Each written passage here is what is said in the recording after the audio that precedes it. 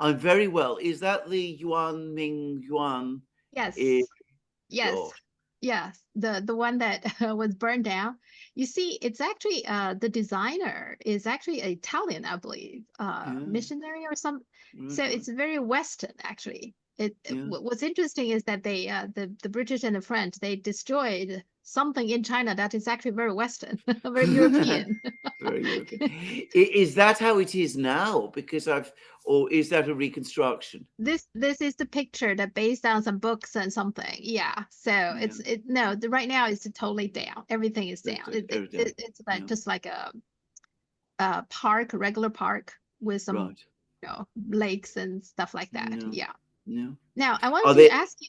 You go I on, want to go ask on, you. go on. There are saying in China that before the French and the British went in to burn down the whole thing to loot the palace, the French actually had a second thoughts about that because Yeah. they see this place is has a lot of like value for human for Mm. culture in general, right?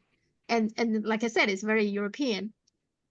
Elgin, I guess, is the British guy. He's the one who said, "No, we just do whatever we want." Is that true? Mm. That's absolutely true. There's a very, very hard man, a very, Okay. very hard man, and he did it on purpose. He knew how important this building was and what it represented, and he did it basically in order to show the Chinese and to show to the emperor that who was really in control. Uh-huh. It was an act of unspeakable and very, very cynical violence and destruction. And by the way, it was not the only one that the British did during the 19th century.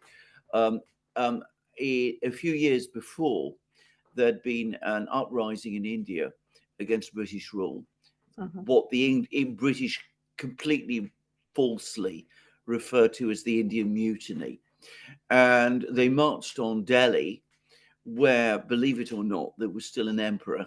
He had Okay. no power, but I mean, he was still there, and he lived in a palace inside the Red Fort inside Delhi, and the British looted and smashed the buildings of the palace inside the Red Fort in order to demonstrate again to the Indians that there was absolutely no possibility of them ever rising up against the British again, and what the consequences of that would be. And to this day, though, that damage has never been repaired. And what you see if you go to Delhi today is only a shadow Yeah. of the building that was there. Mhm. So Yeah, I've been there. yeah, I was surprised at yeah, how little was in there. yeah, Yes, like absolutely, you yeah, said, yeah, it's yeah. just some empty buildings with barely Empty any buildings, even yeah. furnitures, right? Exactly, exactly. Yeah, That was done on purpose. It was the actual policy of the British to okay. destroy things in countries that stood against them, Hmm. and this was also to a great extent based on a British tradition of racism and arrogance. There was a whole intellectual current within Britain, including people like Trevelyan, for example, important historian of the time, who took the view that it doesn't matter what you destroy or smash in other places because it is of no cultural value. The only culture that matters and that really represents civilization is the European culture, going back to Greece and Rome, and Hmm. everything else is of no consequence. Yeah, and in this case, even the European culture, right? It Yeah, doesn't really count. no, exactly, Okay. exactly. All right. Let's start. Asia Pacific. All right. Yeah. Let's let's start with the Korean Peninsula, which I don't think Mm. there's a lot of discussion about it, No. but nonetheless, I find it's important. So, Mm. North Korea and South Korea has been getting into this trash balloon fight, right? That they Yeah. just throw trash Mm. at each other using the Yeah. balloon. And the latest is the South Korean now is using loudspeaker. Okay, and Mm. North Korea has some soldiers across the border, which I find that should get more attention. But Mm. Now, Kim Jong-un, he is a young guy, right? He's Yeah. 40, and there has constantly been rumors that he wants to start a war with South Korea. Mm, I mean, it's not unreasonable to assume that he wants to get this thing done to unify the Korean Peninsula, isn't it? mm. Even let's say China and Russia probably not in favor of that, but it's not necessary to me. It's not very clear that they can stop him if he really wants to do that. Isn't Oh, that? absolutely, absolutely. I mean, he leads a country now which is a nuclear power and an important nuclear power, with the ability to launch intercontinental ballistic missiles against the territory of the United States. I mean, North Korea is not a superpower; it's a kind of pocket superpower. It's a sort of mini superpower, but it's acquiring all the various military features that superpowers have. It has satellites in space. It's got Hmm. ballistic missiles. It's got nuclear weapons. It's developing a very sophisticated arms industry. And one has to ask, what is the reason? Why is he doing this?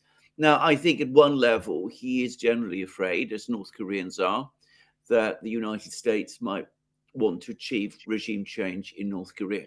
And the Americans have talked about this quite openly in the past. They did so quite openly and freely in the 1990s.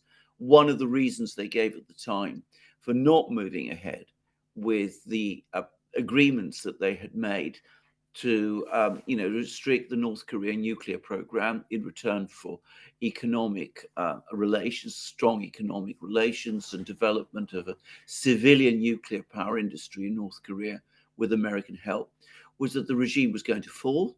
And so why would they need to do that? So I mean, they were absolutely open in seeking regime change in North Korea.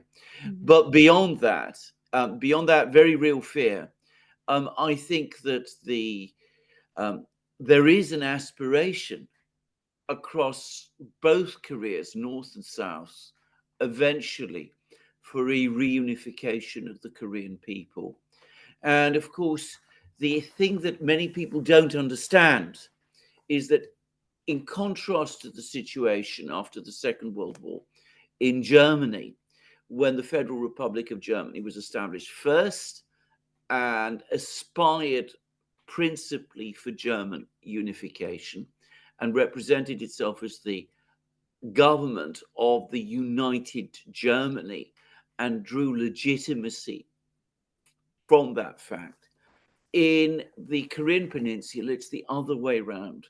Kim Jong un's grandfather, Kim Il sung, was the major resistance leader against the Japanese. This has Hmm. been widely disputed, but I think it's now gradually, academic opinion is generally coming around to accepting that that is so. He established his regime in the north first.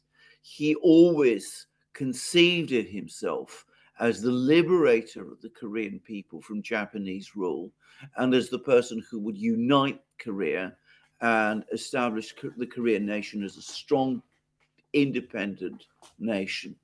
And of course, his grandson has inherited that tradition. So it's the opposite of the dynamic that existed between the two Germanys. And I think this is something that many Westerners don't understand. Yeah, I never thought about that either. But now that you're saying it, it sounds to me like North Korea has more legitimacy to Yeah. unify the other side, right? Because they Well, did the resistance. it has Yeah. more historic legitimacy, Uh-huh. and it's a historic legitimacy that is accepted, I think, by the great majority of people in North Korea, Hmm. but interestingly, by many Koreans outside the Koreas. Apparently, the Korean community in Japan, who have Hmm. particular feelings about Japan, tend to um, see North Korea in that kind of way. Hmm. The Korean community in Russia, as I saw for myself when I was there, there's a big Korean community in Russia, but I mean, they tend to identify very strongly with North Korea rather than South. I don't know about the Korean community in China, but I suspect it's the same there too. In particular, South Korea is so subservient to United Yes, States, right? yes, So yes. yeah, they don't even see. I'm sure the North Korea don't even see South Korea as a kind of independent.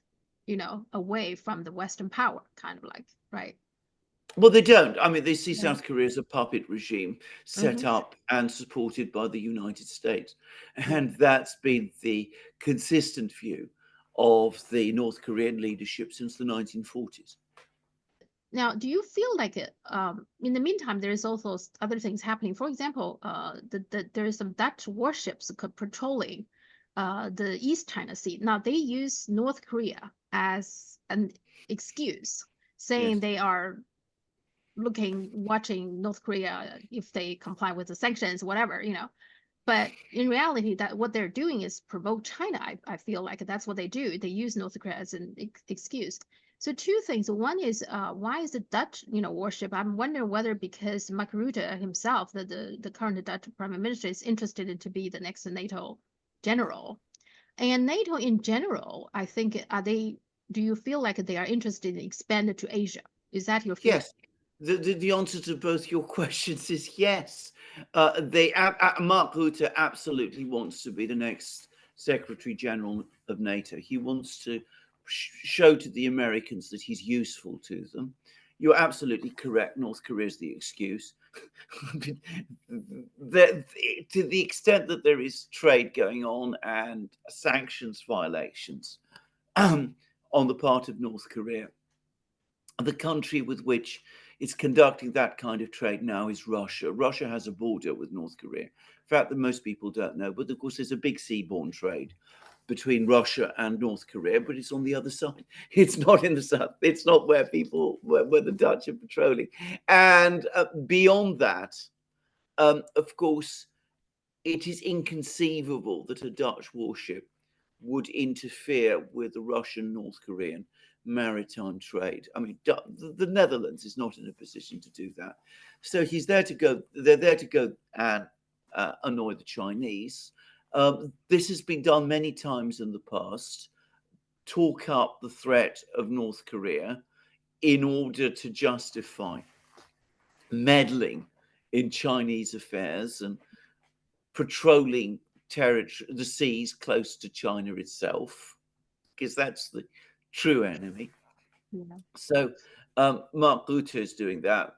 I mean, the Netherlands has no interest in this region, but he has a huge interest in become the next NATO Secretary General. NATO is about to lose the war in Ukraine. They all understand this, I think, now deep down. So they have to find some other reason for their existence because they're going to experience a massive defeat before long. So the next war has to be the one in the Asia Pacific. NATO wants to involve itself and even achieve some kind of institutional presence in the Pacific.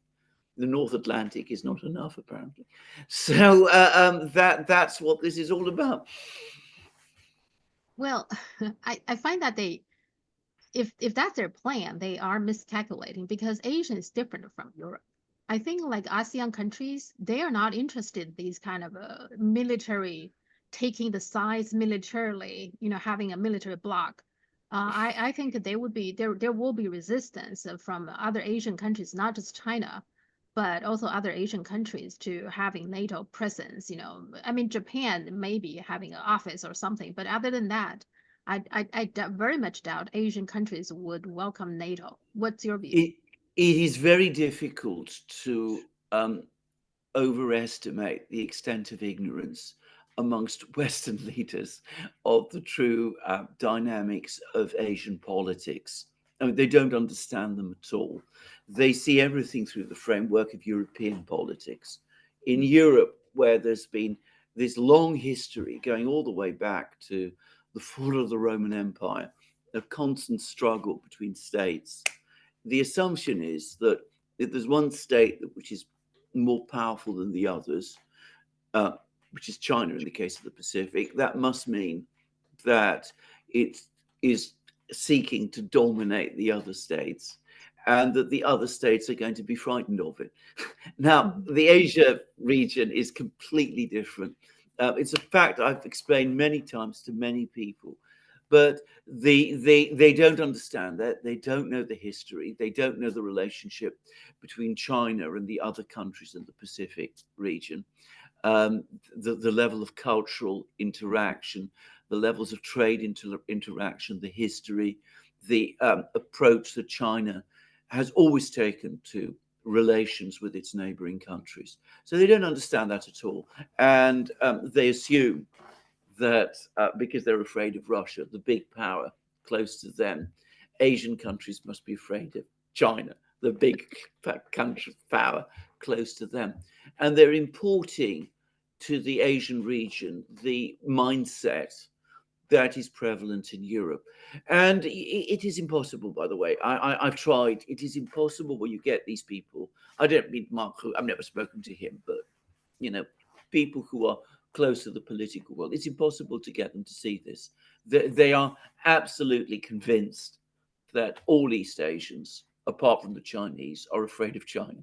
So Indonesians, Filipinos, Malaysians, Singaporeans, Mhm. they're all Vietnamese, Mhm. especially the Vietnamese. They've got an enormous belief that there is this huge enmity between China and Vietnam. Anyway, it's impossible to get them to understand that it isn't like that at all. Yeah, but they will keep on trying, you know. Oh, yeah.